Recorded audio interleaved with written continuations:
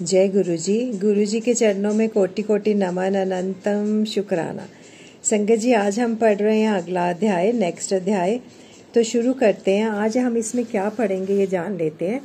स्वामी कार्तिक और गणेश की बाल लीला, दोनों का परस्पर विवाह के विषय में विवाद, शिवजी द्वारा पृथ्वी परिक्रमा का आदेश, कार्तिकेय का प्रस्थान, गणेश का माता पिता की परिक्रमा करके उनसे पृथ्वी परिक्रमा स्वीकृत कराना, विश्व रूप की सिद्धि और बुद्धि नामक दोनों कन्याओं के साथ गणेश का विवाह, उनसे क्षेम तथा लाभ नामक दो पुत्रों की उत्पत्ति, कुमार का पृथ्वी परिक्रमा करके लौटना, शुभ होकर क्रोच पर्वत पर चला जाना, कुमार खंड के श्रवण की महिमा।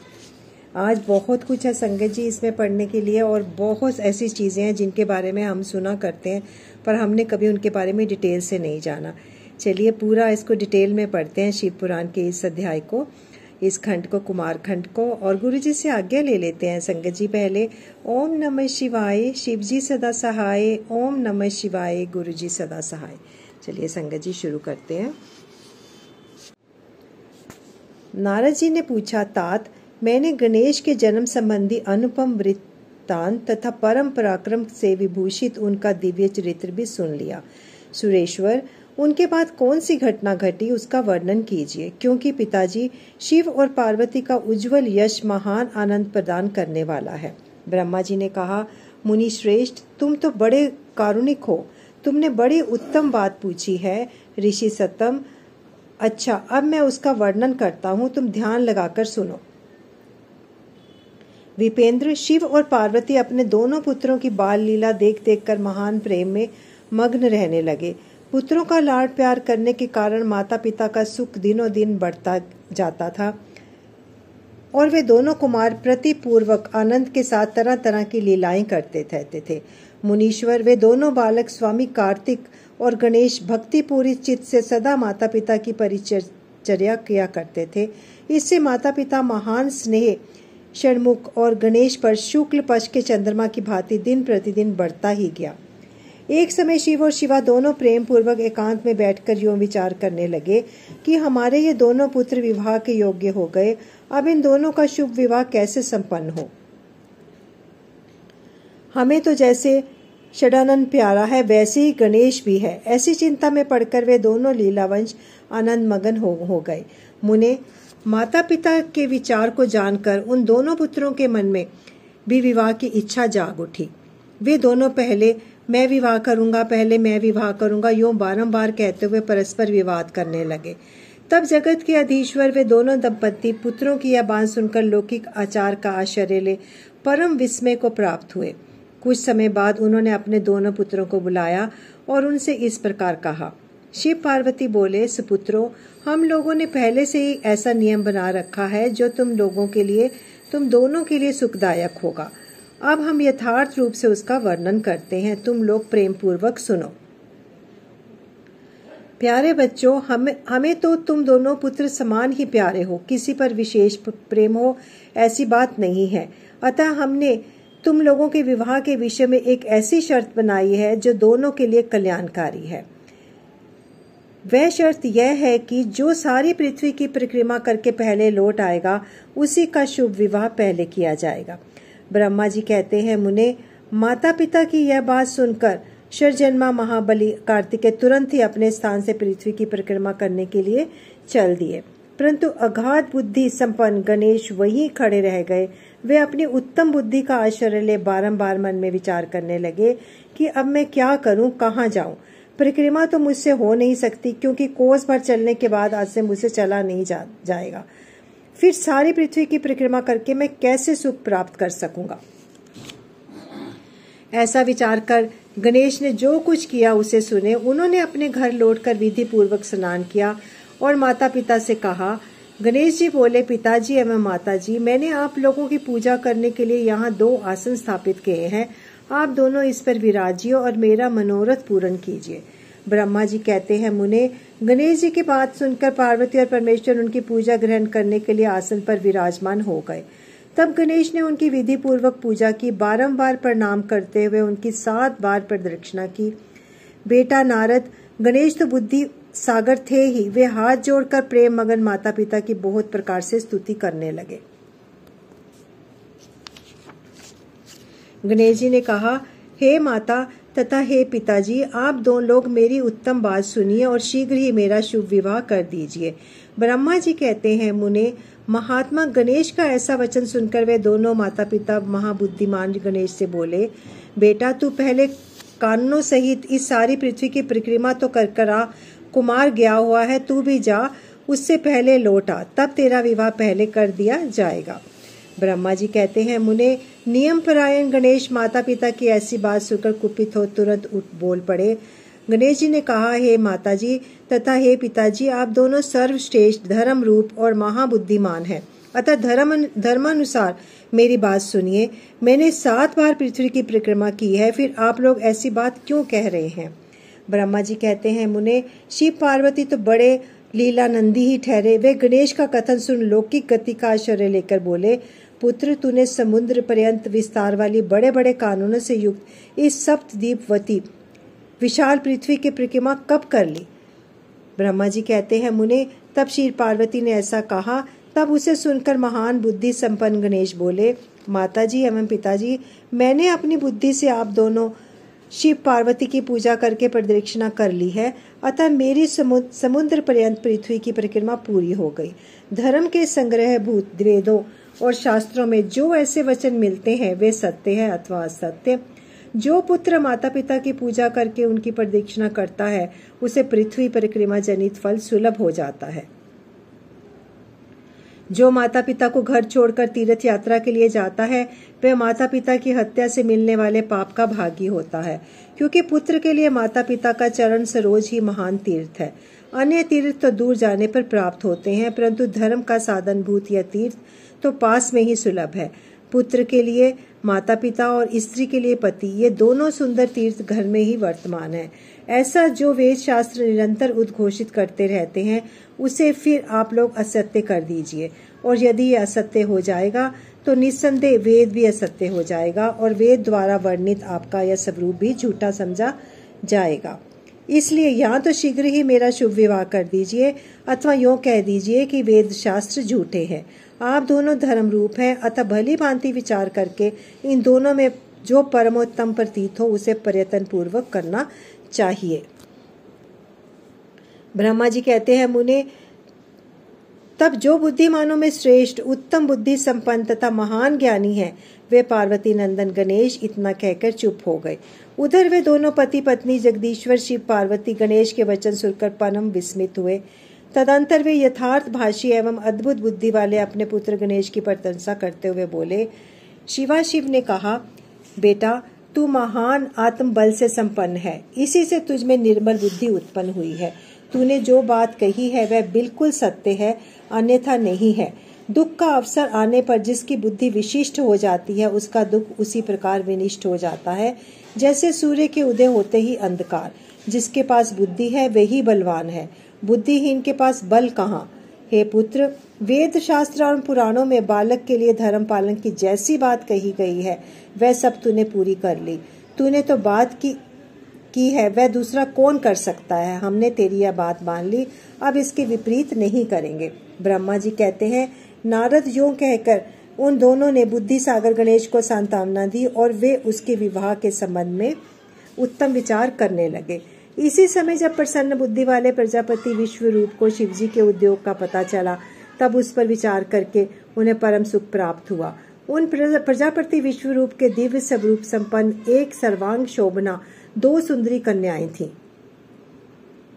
जिनका नाम रिद्धि और सिद्धि और बुद्धि था। भगवान शंकर और गिरिजा ने उन दोनों के साथ हर्ष पूर्वज गणेश का विवाह संपन्न कराया। उस विवाह के अवसर पर संपूर्ण देवता प्रसन्न होकर पधारे। उस समय शिव और पार्वती का जैसा मनोरथ था, उसी के अनुसार विश्वकर्मा ने वह विवाह किया। उसे देखकर ऋषियों तथा देवताओं को परम हर्ष प्राप्त हुआ। हे मुने, गणेश को भी उन दोनों पत्नियों के मिलने से जो सुख प्राप्त हुआ उसका वर्णन नहीं किया जा सकता। कुछ काल के पश्चात महात्मा गणेश के उन दोनों पत्नियों को 2 दिव्य पुत्र उत्पन्न हुए। उनमें गणेश पत्नी सिद्धि के गर्भ से क्षेम नामक पुत्र पैदा हुआ और बुद्धि के गर्भ से जिस परम सुंदर पुत्र ने जन्म लिया उसका नाम लाभ हुआ। इस प्रकार जब गणेश अचिंत्य सुख का भोग करते हुए निवास करने लगे, तब दूसरे पुत्र स्वामी कार्तिक पृथ्वी की परिक्रमा करके लौटे। उस समय नारद जी ने आकर कुमार स्कंद को जब समाचार सुनाया तो उन्हें सुनकर कुमार के मन को बड़ा क्षोभ हुआ और वे माता पिता शिवाशिव के द्वारा रोके जाने पर भी ना रुक कर क्रोंच पर्वत पर चले गए। देवऋषि उसी दिन से शिवपुत्र स्वामी कार्तिक कुमार तत्व कुंवारापना प्रसिद्ध हो गया। उनका नाम त्रिलोकी में विख्यात हो गया। वह शुभदायक, सर्व पापहारी, पुण्यमय और उत्कृष्ट ब्रह्मचार्य की शक्ति प्रदान करने वाला है। कार्तिक की पूर्णिमा को सभी देवता, तीर्थ, ऋषि, तीर्थ और मुनीश्वर सदा कुमार का दर्शन करने के लिए क्रोंच पर्वत पर जाते हैं। जो मनुष्य कार्तिक की पूर्णिमा के दिन कृतिका नक्षत्र का योग होने पर स्वामी कार्तिक का दर्शन करता है, उसके संपूर्ण पाप नष्ट हो जाते हैं और उसे मनोवांछित फल की प्राप्ति होती है। इधर स्कंद का विछोह हो जाने पर उमा को महान दुख हुआ। उन्होंने दीन भाव से अपने स्वामी शिवजी से कहा, हे प्रभु, आप मुझे साथ लेकर वहां चलिए। तब प्रिया को सुख देने के निमित्त स्वयं भगवान शंकर अपने एक अंश से उस पर्वत पर गए और सुखदायक मल्लिकार्जुन नामक ज्योतिर्लिंग के रूप में वहां प्रतिष्ठित हो गए। वे सत्पुरुषों की गति तथा अपने सभी भक्तों के मनोरथ पूर्ण करने वाले हैं। वे आज भी शिवा के सहित उस पर्वत पर विराजमान है। बेटा नारद, वे दोनों शिव भी पुत्र स्नेह से विहल हो प्रत्येक वर्ष पर्व पर कुमार को देखने के लिए जाते हैं। अमावस्या के दिन वहां स्वयं शंभु पधारते हैं और पूर्णिमा के दिन पार्वती जी जाती हैं। मुनीश्वर, तुमने स्वामी कार्तिक और गणेश का जो वृत्तांत मुझसे पूछा था वह सब मैंने तुम्हें कह सुनाया। इसे सुनकर बुद्धिमान मनुष्य समस्त पापों से मुक्त हो जाता है और उसकी सारी शुभकामनाएं पूर्ण हो जाती हैं। जो मनुष्य इस चरित्र को पढ़ता अथवा पढ़ाता है अथवा सुनता व सुनाता है, निस्संदेह उसके सभी मनोरथ सफल हो जाते हैं। यह अनुपम आख्यान पापनाशक, कीर्तिपद, सुखवर्धक, आयु बढ़ाने वाला, स्वर्ग की प्राप्ति कराने वाला, पुत्र पौत्र की वृद्धि करने वाला, मोक्षप्रद, शिवजी के उत्तम ज्ञान का प्रदाता, शिव पार्वती में प्रेम उत्पन्न करने वाला, शिव भक्ति वर्धक है। यह कल्याणकारक शिव के अद्वैत ज्ञान का दाता और सदा शिवमय है। अतः मोक्षकामी एवं निष्काम भक्तों को सदा इसका श्रवण करना चाहिए। अध्याय 20 की समाप्ति कुमारखंड संपूर्ण। अब हम पढ़ेंगे जी रुद्र संहिता पंचम युद्ध खंड। इसमें हम पढ़ेंगे जी तारक पुत्र तारकाक्ष, विद्युन्माली और कमलाक्ष की तपस्या, ब्रह्मा द्वारा उन्हें वर प्रदान, मय द्वारा उनके 3 पुरों का निर्माण और उसकी सजावट शोभा का वर्णन। नारद जी ने कहा, पिताजी, जो गणेश और स्वामी कार्तिक की उत्तम कथाओं से ओतप्रोत तथा आनंद प्रदान करने वाला है, भगवान शंकर के गृहस्थ संबंधी उस उत्तम चरित्र को हमने सुन लिया। अब आप कृपा करके उस परमोत्तम चरित्र का वर्णन कीजिए जिसमें रुद्रदेव ने खेल खेल में दुष्टों का वध कर दिया। महान वीरशाली भगवान शंकर ने देवद्रोहियों के 3 नगरों को एक ही बाण में किस कारण एवं कैसे भस्म कर डाला था। भगवान जिनके भाल में भाल चंद्रमा शोभित है तथा जो सदा माया के साथ विहार करने वाले हैं, उन भगवान शंकर का चरित्र तो देव ऋषियों को आनंद प्रदान करने वाला है। आप यह सारा चरित्र विस्तार पूर्वक वर्णन कीजिए। ब्रह्मा जी बोले, ऋषि श्रेष्ठ, पहले किसी समय व्यास ने सनत कुमार से ऐसा ही प्रश्न किया था। उस समय सनत कुमार ने जो कुछ उत्तर दिया था वही मैं वर्णन करता हूँ। उस समय सनत कुमार ने कहा था, महाबुद्धिमान व्यास जी, विश्व का संहार करने वाले चंद्रमौली शिव ने जिस प्रकार एक ही बाण से त्रिपुर को भस्म कर दिया था वह चरित्र कहता हूँ, सुनो। मुनीश्वर, जब शिव कुमार स्कंद ने तारकासुर को मार डाला तब उसके 3 पुत्रों को महान संताप हुआ। उनमें तारकाक्ष सबसे ज्येष्ठ था, विद्युन्माली मझला था और छोटे का नाम कमलाक्ष था। उन तीनों में समान बल था। वे जितेंद्रिय, सदा कार्य के लिए उद्यत, संयमी, सत्यवादी, दृढ़चित्त, महान वीर और देवों से द्रोह करने वाले थे। उन तीनों ने सभी उत्तम एवं मनोहर भोगों का परित्याग करके मेरु पर्वत की एक कंदरा में जाकर परम अद्भुत तपस्या आरंभ की। वहां उन्होंने हजारों वर्षों तक ब्रह्मा जी की प्रसन्नता के लिए अत्यंत उग्र तप किया। तब सुर और असुरों के गुरु महायशस्वी ब्रह्मा जी उनकी तपस्या से अत्यंत संतुष्ट होकर उन्हें वर देने के लिए प्रकट हुए। ब्रह्मा जी ने कहा, महादैत्यों, मैं तुम लोगों के तप से प्रसन्न हो गया हूँ, अतः तुम्हारी कामना के अनुसार तुम्हें सभी वर प्रदान करूंगा। देवद्रोहियों, मैं सबकी तपस्या के फलदाता और सर्वदा सब कुछ करने में समर्थ हूँ, अतः बताओ तुम लोगों को क्या चाहिए। इतना घोर तप किस लिए किया है? सन्नत कुमार कहते हैं, मुने, ब्रह्मा जी की यह बात सुनकर उन सब ने अंजलि बांधकर पितामह के चरणों में प्राणिपात किया और फिर धीरे धीरे अपने मन की बात कहना आरंभ किया। दैत्य बोले, देवेश, यदि आप हम पर प्रसन्न हैं और हमें वर देना चाहते हैं तो वह वर दीजिए कि समस्त प्राणियों में हम सबके लिए अवध्य हो जाए। जगन्नाथ, आप हमें स्थिर कर दें और हमारे जरा, रोग आदि सभी शत्रु नष्ट हो जाए तथा कभी भी मृत्यु हमारे समीप ना फटके। हम लोगों का ऐसा विचार है कि हम लोग अजर अमर हो जाएं और त्रिलोकी में अन्य सभी प्राणियों को मौत के घाट उतारते रहें। क्योंकि ब्रह्मा यदि 5 ही दिनों में काल के गाल में चला जाना निश्चित ही है, तो अतुल लक्ष्मी, उत्तमोत्तम नगर, अन्याय भोग सामग्री, उत्कृष्ट पद, ऐश्वर्य से क्या प्रयोजन है? मेरे विचार से तो उस प्राणी के लिए यह सभी व्यर्थ है। सन्नत कुमार कहते हैं, महर्षि, उस तपस्वी दैत्यों की यह बात सुनकर ब्रह्मा अपने स्वामी गिरीशाई भगवान शंकर का ध्यान करके बोले, असुरों, अमरत्व सभी को नहीं मिल सकता, अतः तुम लोग अपना यह विचार छोड़ दो। इसके अतिरिक्त अन्य कोई वर जो तुम्हें रुचता हो मांग लो, क्योंकि दैत्यों, इस भूतल पर जहाँ कहीं भी जो प्राणी जन्मा है अथवा जन्म लेगा, इस जगत में अजर अमर नहीं हो सकता। इसलिए पाप रहित असुरों, तुम लोग स्वयं अपनी बुद्धि से विचार कर मृत्यु की वंचना करते हुए कोई ऐसा दुर्लभ एवं दुस्सहाय साध्य वर मांग लो जो देवता और असुरों के लिए अशक्य हो। उस प्रसंग में तुम लोग अपने बल का आश्रय लेकर पृथक पृथक अपने मरण में किसी हेतु को मांग लो, जिसमें तुम्हारी रक्षा हो जाए और मृत्यु तुम्हें वरण न कर सके। सनत कुमार कहते हैं, महर्षि, ब्रह्मा जी के ऐसे वचन सुनकर वे 2 घड़ी तक ध्यानस्थ हो गए और फिर सोच विचार कर सर्वलोक पितामह ब्रह्मा जी से बोले, भगवान, यद्यपि हम लोग प्रबल पराक्रमी हैं, तथापि हमारे पास कोई ऐसा घर नहीं है जहां हम शत्रुओं से सुरक्षित रहकर सुखपूर्वक निवास कर सके। अतः आप हमारे लिए ऐसे 3 नगरों का निर्माण करा दीजिए जो अत्यंत अद्भुत और संपूर्ण संपत्तियों से संपन्न हो तथा देवता जिसका प्रदर्शन न कर सकें। लोकेश, आप तो जगत गुरु हैं। हम लोग आपकी कृपा से ऐसे 3 पुरों में अधिष्ठित होकर इस पृथ्वी पर विचरण करेंगे। इसी बीच तारकाक्ष ने कहा कि विश्वकर्मा मेरे लिए जिस नगर का निर्माण करें वह स्वर्णमय हो और देवता भी उसका भेदन ना कर सके। तत्पश्चात कमलाक्ष ने चांदी के बने हुए अत्यंत विशाल नगर की याचना की और विंधुन माली ने प्रसन्न होकर व्रज के समान कठोर लोहे का बना हुआ बड़ा नगर मांगा। ब्रह्मा, ये 3 पुर मध्याह्न के समय अभिजीत मुहूर्त में चंद्रमा के पुष्य नक्षत्र पर स्थित होने पर एक स्थान पर मिला करें और आकाश में नीले बादलों पर स्थित होकर ये क्रमशः एक के ऊपर एक रहते हुए लोगों की दृष्टि से ओझल रहे। फिर पुष्करावर्त नामक काल मेघों की वर्षा करते हुए 1 सहस्त्र वर्ष के लिए 3 नगर परस्पर मिले और एक ही भाव से प्राप्त हो, अन्यथा नहीं। उस समय कृतिवासा भगवान शंकर, जो वैर भाव से रहित सर्वदेवमय और सबके देव हैं, लीला पूर्वक संपूर्ण सामग्रियों से युक्त एक असंभव रथ पर बैठकर एक अनोखे बाण से हमारे पुरों का भेदन करें। किंतु भगवान शंकर सदा हम लोगों के वंदनीय, पूज्य और अभिवादन के पात्र हैं, अतः वे हम लोगों को कैसे भस्म करेंगे? मन में ऐसी धारणा करके हम ऐसे दुर्लभ वर को मांग रहे हैं।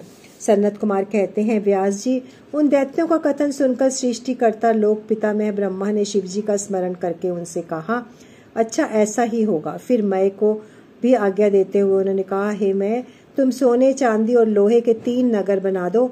जो मय को आदेश देकर ब्रह्मा जी उन तारक पुत्रों के देखते देखते अपने धाम स्वर्ग को चले गए। तदंतर धैर्यशाली मय ने अपने तपोबल से नगरों का निर्माण करना आरंभ किया। उसने तारकाक्ष के लिए स्वर्णमय, कमलाक्ष के लिए रजतमय, विंधुन माली के लिए लोहमय, यूं 3 प्रकार के उत्तम दुर्ग तैयार किए। वे पुर क्रमशः स्वर्ग, अंतरिक्ष और भूतल पर निर्मित हुए। असुरों के हित में तत्पर रहने वाला मैं इन 3 पुरों को तारकाक्ष आदि असुरों के हवाले करके स्वयं भी उसी में प्रवेश कर गया। उस प्रकार उन तीनों पुरों को पाकर महान बल पराक्रम से संपन्न वे तारकासुर के लड़के उसमें प्रविष्ट हो गए और समस्त भोगों का उपभोग करने लगे। वे नगर कल्प वृक्षों से व्याप्त तथा हाथी घोड़ों से संपन्न थे। उनमें मणि निर्मित जालियों से आच्छादित बहुत तेरे महल बने हुए थे। वे पादराग के बने हुए एवं सूर्य मंडल के समान चमकीले विमानों से, जिनके चारों ओर दरवाजे लगे थे, शोभायमान थे। कैलाश शिखर के समान ऊंचे तथा चंद्रमा के समान उज्जवल दिव्य प्रासादों तथा गोपुरों से उनकी अद्भुत शोभा हो रही थी। वे अप्सराओं, गंधर्वों, सिद्धों तथा चारणों से खचाखच भरे थे। प्रत्येक महल में शिवालय तथा अग्निहोत्रशाला की प्रतिष्ठा हुई थी। उसमें शिव भक्ति परायण शास्त्रज्ञ ब्राह्मण सदा निवास करते थे। वे बावली, कूप, तालाब और बड़े बड़े तलाइयों से तथा समूह के समूह स्वर्ग से च्युत हुए वृक्षों से युक्त उद्यानों और वनों में सुशोभित थे। बड़ी बड़ी नदियां, नदों और छोटी छोटी सरिताओं से, जिनमें कमल खिले हुए थे, उनकी शोभा और भी बढ़ गई थी। उनमें संपूर्ण कामनाओं को पूर्ण करने वाले अनेकों फलों के भार से लदे हुए वृक्ष लगे थे, जिनमें वे नगर विशेष मनोहर लगते थे। वे झुंड के झुंड मद मत गजराजों से, सुंदर सुंदर घोड़ों से, नाना प्रकार के आकार प्रकार के रथों एवं शिंबिकाओं से अलंकृत थे। उनमें समयानुसार पृथक पृथक क्रीड़ा स्थल बने थे और वेद्याध्ययन की पाठशालाएं भी भिन्न भिन्न निर्मित हुई थी। वे पापी पुरुषों के लिए वनवाणी से भी अगोचर थे। उन्हें सदाचारी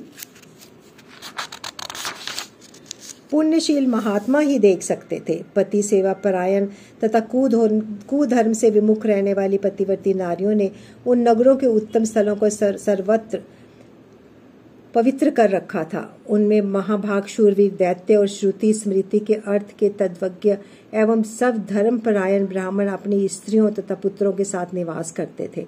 उनमें मय द्वारा सुरक्षित ऐसे सुदृढ़ पराक्रमी वीर भरे हुए थे, जिनके केश नील कमल के समान नीले और घुंघराले थे। वे सभी सुशिक्षित थे, जिसमें उनमें सदा युद्ध की लालसा भरी रहती थी। वे बड़े बड़े समरों से प्रेम करने वाले थे, ब्रह्मा और शिव का पूजन करने थे। उनके पराक्रम विशुद्ध थे। वे सूर्य, मरुदगण और महेंद्र के समान बली थे और देवताओं के मथन करने वाले थे।